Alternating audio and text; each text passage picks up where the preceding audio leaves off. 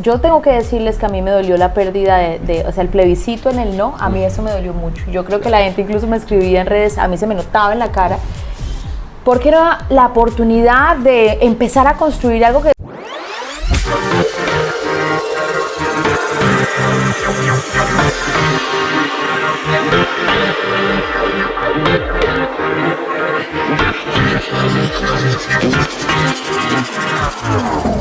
Amigos bolivarenses, bienvenidos una vez más a su programa Una Chicha por Bolívar.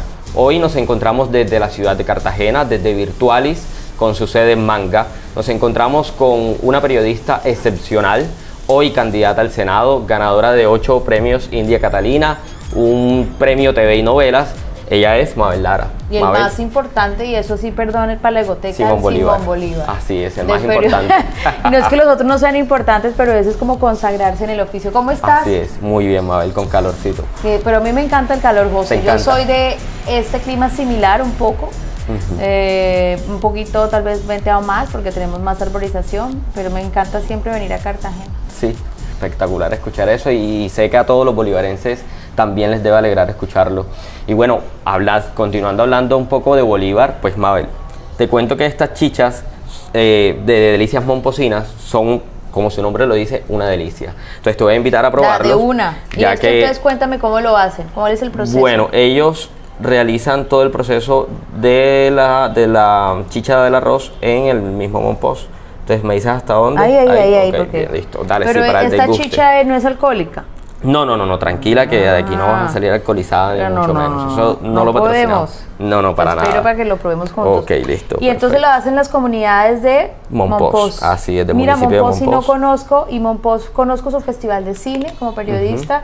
Tengo alguna proximidad con la cultura momposina, pero no he ido hasta allá. ¿No? No. ¿Y no podrías aprovechar ahora que estás por acá? Debería, ¿cierto? Debería porque hace parte del recorrido nacional. Claro, y Monpós totalmente. Es una población bellísima con mucha historia para este país. Salud. Salud.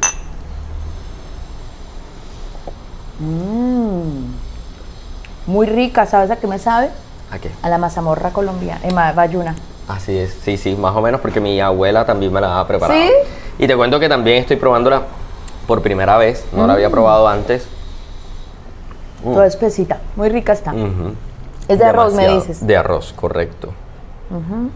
Bueno, y ya una vez entrados en ambientes y probando pues las delicias momposinas, bueno, hoy estamos con Mabel porque, bueno, pues como ya sabemos, está aspirando al Senado. Y bueno, antes de entrar al tema político, y aquí ya haciendo una entrevista pues de periodista a periodista, sí me gustaría saber, y sé que a nuestros bolivarenses también, ¿por qué el periodismo en primer lugar? El periodismo porque lo entiendo como un servicio público, el periodismo porque me permitió llegar a las regiones de mi país y conocer realmente lo que pasa en la zona de periferia, no solamente en los lugares que vemos frecuentemente en las historias, incluso algunos medios tradicionales, sino meterme a las entrañas de una Colombia diversa. Te quiero contar que lo más positivo que me ha tocado en esta nueva etapa era volver a las regiones. El periodismo a mí me permitió estar en un lugar de privilegio contando los sucesos y siendo como una notaria de la historia. Yo creo que siempre he tenido como un interés de trabajo social y creo que entre la denuncia y el espíritu un poco social o antropológico de la mirada del mundo y el país, el periodismo logró unir esas dos vertientes. Claro. Y por eso creo que para mí fue tan importante o ha sido tan importante ser periodista en Colombia. Perfecto, maravilloso. Y bueno, ¿y tu mejor experiencia siendo periodista? No, muchas. Te puedo decir recientes, las que tengo más fácil en la memoria. La llegada al poder de Biden después de la salida de Donald Trump, que fue caótico y amenazante para la democracia de los Estados Unidos con todos sus mensajes racistas y misóginos. La toma del Capitolio, estar ahí mirando cómo pasa la historia de la principal potencia del mundo, la toma del Capitolio en los Estados Unidos, el llegar al poder de Obama, eso en el plano internacional. En el plano local, la firma de la paz.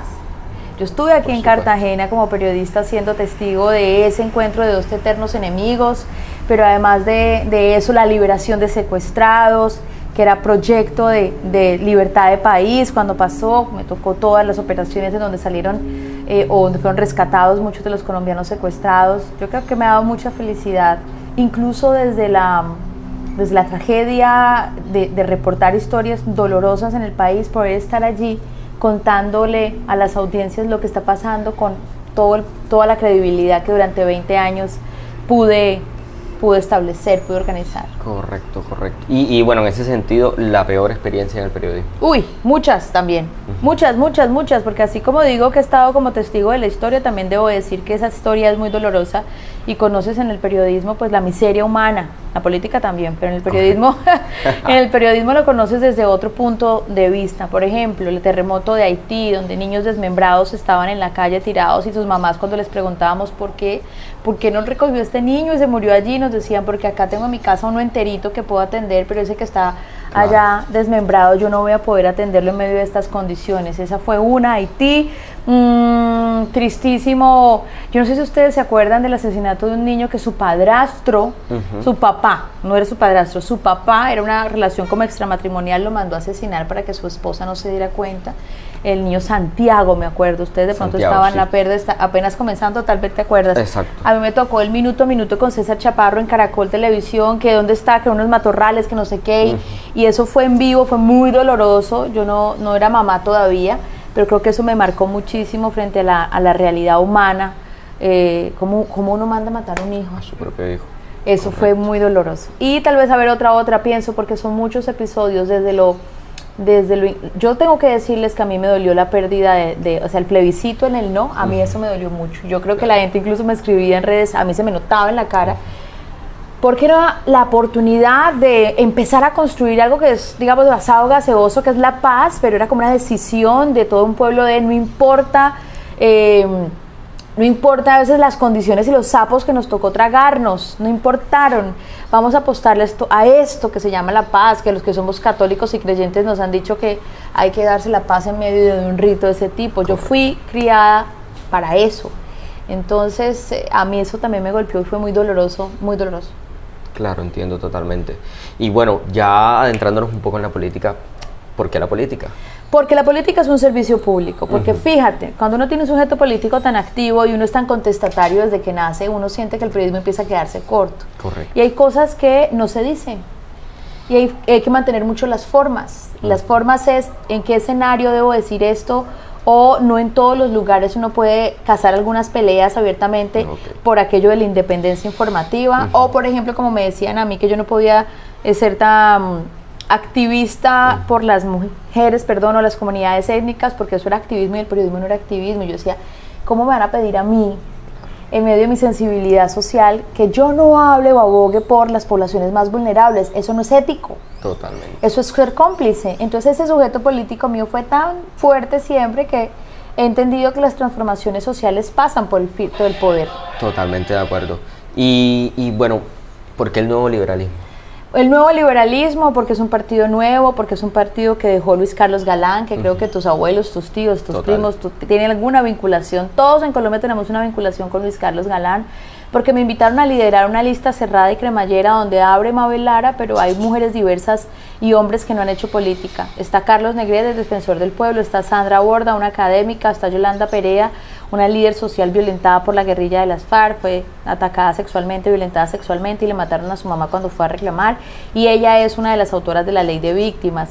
Estamos todos ahí, que Carlos Fernando Galán está de sexto, porque es una lista paritaria y cerrada, y a mí me gusta que me inviten no solo para la foto, sino a liderar. Así es. ¿Y si crees que pues este proyecto del nuevo liberalismo sigue la línea de Galán? Sí. Sí. Pues porque está empezando y porque ha llamado a mujeres de las regiones diversas. Yo soy una mujer que la gente me conoce, pero yo soy una mujer negra de un pueblo, provinciana. Yo soy una mujer que nació en Puerto Tejada, Cauca, hija de una profesora, de un trabajador independiente, hecha a pulso, solo con la educación. A mí la educación me permitió tener movilidad social y eso sí, esforzarme mucho, pero reconozco que mi historia de éxito es la excepción y no es la guerra. Entonces hay que abrir espacios para mujeres como nosotros, lo que representamos aquí. Y eso significa que estamos siendo llamados a hacer poder los hombres, las mujeres, las clases medias, los más empobrecidos y la periferia. Entonces yo creo que cuando uno puede definir el ideario de Luis Carlos Galán, uno se da cuenta que él llamaba a los no políticos a meterse en este cuento, porque las transformaciones del país pasan por los no políticos que deciden, mamados y cansados, apostarle a la construcción de transformación social. Bien, y desde aquí, Mabel, desde el nuevo liberalismo, pues obviamente creo que el principal reto es recuperar esa confianza del pueblo, que de hecho sé que estuviste hablando del tema también con Semana, si mal no estoy, y bueno, ¿sí crees que es posible desde este proyecto que está planteando el nuevo liberalismo? Pues es muy difícil, te debo decir que yo me he encontrado a gente en la calle cansada, furiosa, que cuando lo ven a uno repartiendo volantes, incluso sin saber quién es, le dicen, ladrones, corruptos, y yo nunca he manejado un presupuesto nacional, nunca he sido ordenadora de gasto, he trabajado solamente presentando en las noticias, haciendo periodismo, contando historias, haciendo control político o control social también desde mi ejercicio. Pero entiendo el hastío, entiendo el cansancio y reto a los escépticos a que se meten a esta vaina y que salgan a votar el 13 de marzo. Y eso para decirles que si nosotros desde nuestras comodidades dejamos esos privilegios para lanzarnos en la política, significa que hay con quién. Entonces a mí no me pueden decir, nadie puede decir, no tengo una tacha en mi ejercicio, porque hasta antes de decir ser política la gente admiraba mi independencia y mi credibilidad. No puede ser que sin ser poder ya me digan corrupta. Entonces el restablecimiento de confianza radica en que hombres y mujeres que la gente conoce, identifica, se metan en esto. ¿Sabes para qué? Para hacer limpio y hacer limpieza y para incomodar, porque de eso se trata la renovación. Y bueno, precisamente de esto de ser limpios y tener todo ese control político y social del que me estabas hablando, lo hacías desde el periodismo. Y ¿cómo sería ahora, pues que estás del otro lado de la tril? Parte de nuestro problema es que la educación democrática en Colombia es bastante pobre. Entonces la gente cree que cuando uno va a hacer poder va a transformar muchas realidades que pasan por las autoridades locales. Pero parte también de eso es que la gente no sabe qué hace un legislador. Entonces, ¿qué hace un legislador? Hace leyes que casi todas están, sino que no están o reglamentadas, o no se implementan, o no se están usando debidamente. Y el legislador tiene que ir a hacer leyes, pero hacerlas cumplir y pedir que se cumplan también. Lo otro que hace un legislador es control político. El control político es lo que hacemos los periodistas. Correcto. Llamar al orden y decirle, vea, aquí el Ministerio de Transporte no ha regulado los mototaxismos, se salió de madre esto en todo el país, hoy tenemos bloqueos en todo Cartagena precisamente porque no se ha regulado este asunto. La autoridad local tampoco le puso barreras y tenemos hoy 77,000 motos en todo Cartagena. Totalmente. Entonces lo que hace el control político es, venga para acá, ministro, ¿cuántos años llevamos en esto? ¿Ustedes por qué no han regulado? ¿Qué intereses hay? Ese es el control político. Y lo otro es representación regional. Yo represento a una mujer regional.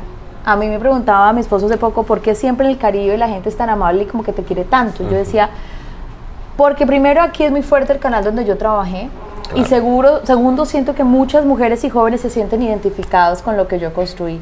Entonces eso es muy importante para decirle a los jóvenes, vale una vida entregada al servicio público, vale una vida entregada al apoyo y el trabajo por otros, pero vamos a hacerlo bien. Va a ser muy difícil, pero hay que intentarlo.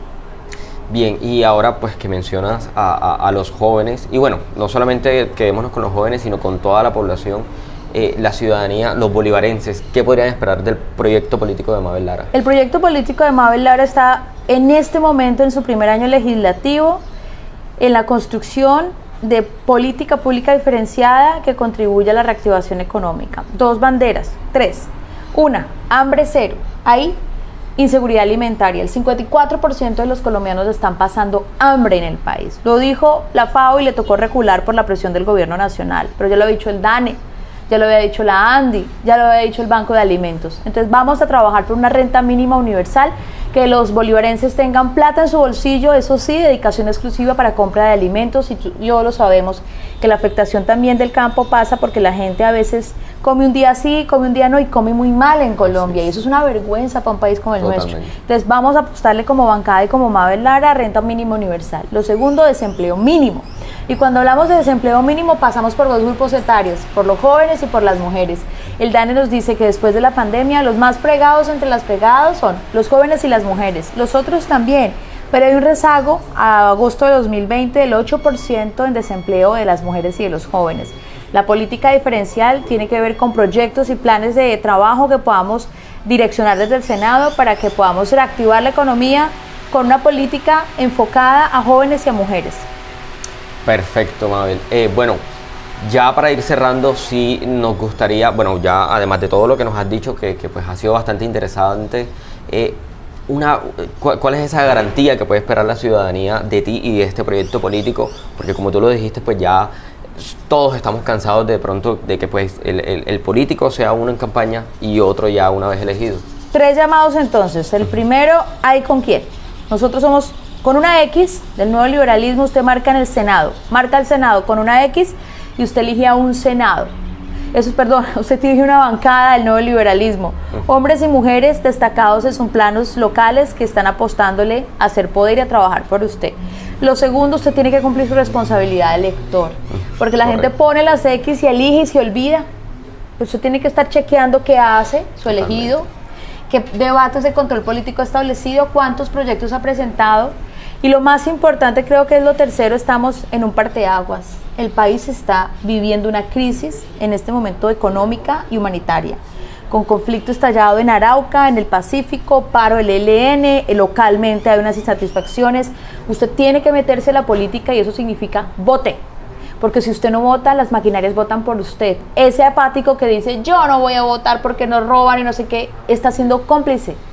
Este es un proyecto que yo le presento, pero ojalá pudiera usted votar por este o por quien quiera, pero salir a votar y hacer valer su voto. Vamos en contra de las maquinarias y de los que tienen ríos de dineros para hacer campaña. Nosotros somos campañas austeras, pero decididas a trabajar. Perfecto. Bien, ya unas 2 últimas preguntas que sí o sí tienen que ir. Dale, José. Y es tu opinión respecto a los 2 temas pues más fuertes en estos momentos, que son pues la despenalización del aborto aquí en Colombia y el tema de Ucrania. Y el tema de Ucrania. Sí. Bueno, entonces despenalización del aborto, yo creo que hay que decirle al país que despenalizar no significa abrir la posibilidad que la gente se practique abortos.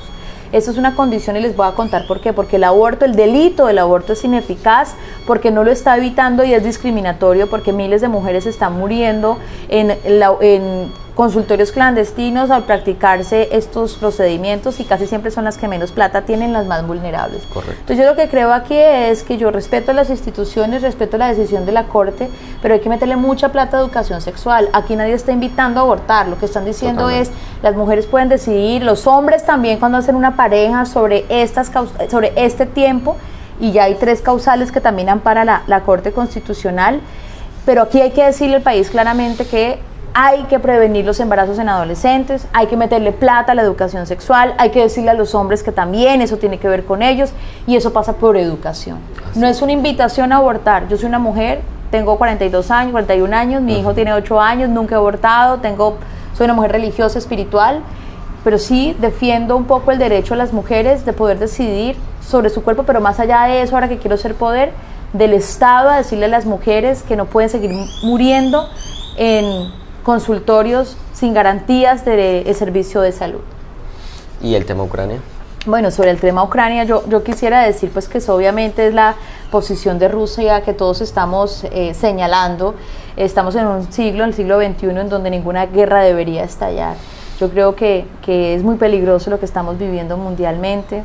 Siento además que nosotros, que estamos tan conectados en este mundo globalizado, que la bomba que estalla en Ucrania nos afecta a nosotros. Correcto. Pero también quiero hacer un llamado, porque toda muerte es indigna y toda guerra no se justifica. Pero nosotros tenemos una guerra aquí.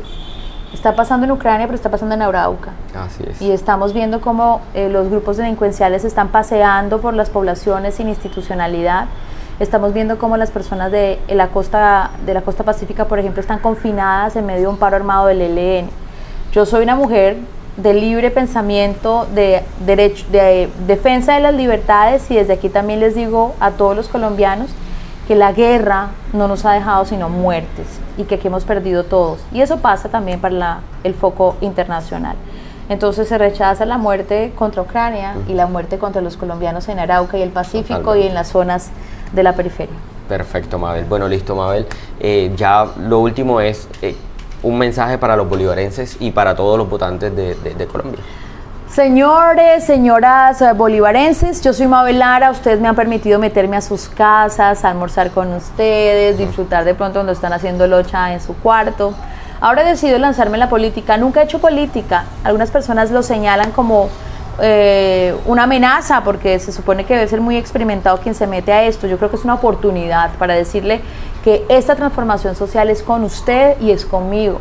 Me meto además porque tengo una hoja de vida sin ningún asomo de vergüenza, y a decirle a los colombianos que este 13 de marzo nos apoyen, marcando el logo de Luis Carlos Galán. A mí me honra ser la cabeza de lista de su proyecto político al Senado, solo con una X. Nuevo Liberalismo, no van a encontrar ni mi foto ni mi número, solo la cara de Galán en el tarjetón al Senado, el logo del Nuevo Liberalismo, una X, y no me eligen solo a mí, eligen una bancada. Perfecto, Mabel. Bueno, José, Mabel, gracias. No, Mabel, gracias a ti y Rica a la todos. chicha. Deliciosa, ¿cierto? Está buena. Así es, de Delicias Momposinas. Y bueno, gracias, Mabel, por habernos acompañado el día de hoy, por haber compartido la delicia momposina con nosotros. Al Centro de Negocios Virtuales, gracias por habernos abierto las puertas el día de hoy. Y a todos nuestros bolivarenses, gracias por habernos visto, por haber estado con nosotros. Y nos vemos en un próximo capítulo de Una Chicha por Bolívar. ¡Vote Nuevo Liberalismo!